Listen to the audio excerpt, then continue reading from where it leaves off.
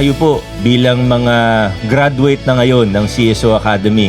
Nakita po natin na kayo yung tumanggap sa hamon.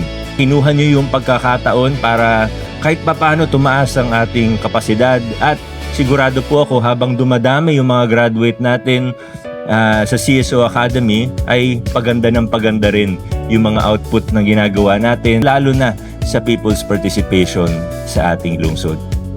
Sa lahat sa ating mga graduates, salamat, congratulations po.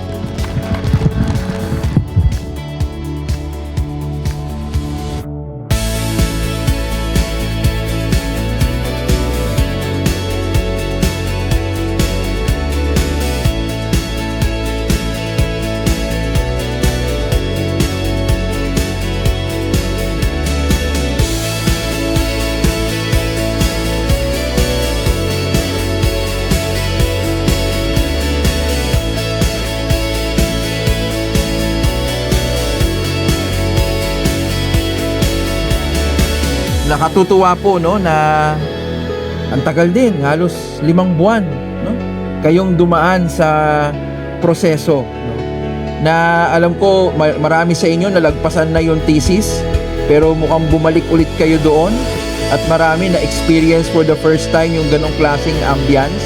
Hindi biro ang inyong pinagdaanan. Kanina habang nakaupo ako, iniisip ko, paano ko ba i-describe ang batch 5? Para sa akin, ang 5th, ang pang-5 batch ay hopeful.